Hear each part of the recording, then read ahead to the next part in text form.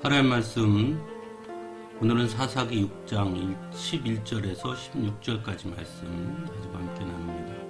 먼저 성경 봉독합니다.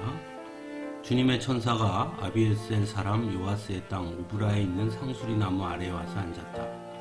그때 요아스의 아들 기드온은 미디안 사람들에게 들키지 않으려고 포도주 틀에서 몰래 미리삭을 타작하고 있었다. 주님의 천사가 그에게 나타나서 힘센 장사야, 주님께서 너와 함께 계신다 하고 말하였다. 그러자 기드온이 그에게 되물었다. 감히 여쭙습니다만 주님께서 우리와 함께 계신다면 어째서 우리가 이 모든 어려움을 겪습니까? 우리 조상이 우리에게 주님께서 놀라운 기적을 일으키시어 우리 백성을 이집트에서 인도해 내셨다고 말하였는데 그 모든 기적들이 다 어디에 있단 말입니까? 지금은 주님께서 우리를 버리시기까지 하셔서 우리가 미디안 사람의 손아귀에 넘어가고 말았습니다. 그러자 주님께서 그를 바라보시며 말씀하셨다. 너에게 있는 그 힘을 가지고 가서 이스라엘을 미디안의 손에서 구하여라. 내가 친히 너를 보낸다. 기드온이 주님께 아뢰었다. 감히 여쭙습니다만 내가 어떻게 이스라엘을 구할 수 있겠습니까? 보시는 바와 같이 나의 가문은 므낫세 지파 가운데서도 가장 약하고 또 나는 아버지의 집에서도 가장 어린 사람입니다. 그러나 주님께서는 내가 반드시 너와 함께 있을 것이니 내가 미디안 사람들을 마치 한 사람을 쳐부수듯 쳐부술 것이다 하고 말씀하셨다. 아멘. 미디안의 포갑 아래에 신음하는 이스라엘 자손을 위해 하나님께서 선택하신 사사는 바로 기드온이었습니다. 오늘 말씀은 하나님께서 기드온을 택하시고 부르시는 장면을 보여주고 있습니다. 오늘 본문에서 보여지는 기드온의 첫 번째 모습은 미디안 사람들에게 들키지 않으려고 포도주 틀에서 몰래 밀이삭을 타작하는 장면입니다.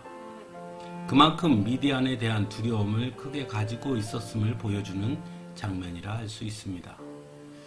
그런데 다시 한번 생각해 보면 하나님께서 기드온을 부르시는 이유는 미디안으로부터 이스라엘 자손을 구원하도록 하시기 위해서 사사로 세우시기 위함이었는데 이렇게 미디안을 두려워하는 모습을 보인다는 것은 어떻게 보면 처음부터 사사로 쓰임받기에 부적합한 모습이라고 말할 수도 있을 것입니다.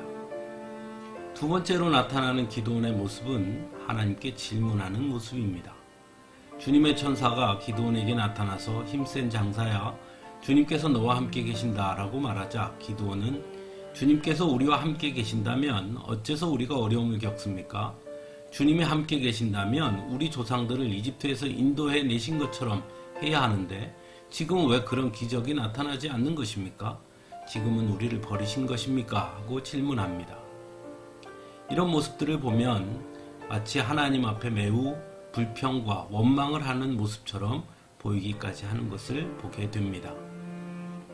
그런데도 하나님은 그런 기드온에게 화를 내지 아니하십니다. 오히려 너에게 있는 그 힘을 가지고 가서 이스라엘을 미디안의 손에서 구하여라. 내가 친히 너를 보낸다 말씀합니다.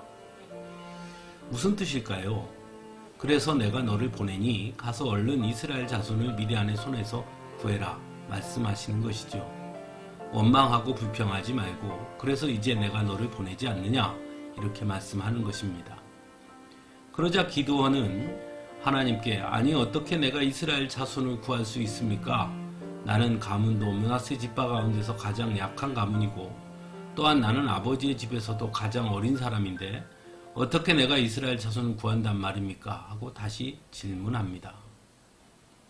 이처럼 기드온은 미디안에 대한 두려움을 가지고 있는 사람이었고 하나님에 대한 불평도 많은 사람이었고 그의 가문도 그렇게 대단한 가문도 아니었습니다. 그럼에도 불구하고 하나님은 바로 그런 기드온을 사사로 부르시는 것입니다. 왜 하나님은 이토록 약점이 많은 기드온을 사사로 세우신 것일까요?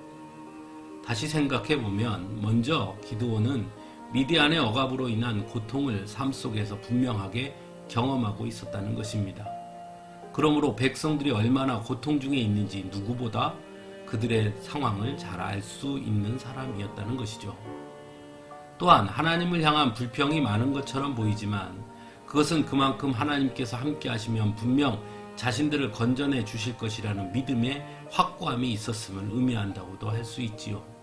그래서 지금이라도 하나님이 함께 하시면 우리로 하여금 이 고통 속에서 벗어나게 하실 터인데 왜 가만히 계시느냐라고 질문하는 것이죠.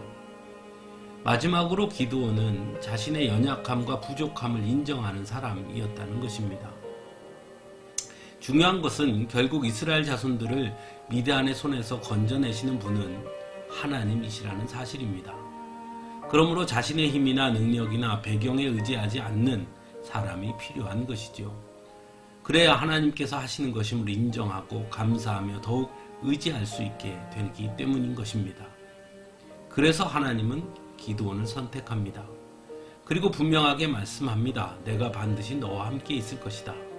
즉 기드온의 힘이 아니라 하나님께서 함께 하셔서 이스라엘 자손을 미디안의 손에서 건져내실 것임을 분명하게 말씀하고 있는 것이죠. 고린도전서 1장 27절은 말씀합니다. 하나님께서는 지혜 있는 자들을 부끄럽게 하시려고 세상의 어리석은 것들을 택하셨으며 강한 것을 부끄럽게 하시려고 세상의 약한 것들을 택하셨습니다. 그러므로 우리의 연약함은 결코 하나님께 쓰임받는데 아무런 장애가 되지 않음을 기억해야 합니다. 오직 중요한 것은 하나님의 말씀에 순종하고 하나님을 전적으로 의지하느냐 하는 것입니다. 함께 기도하겠습니다.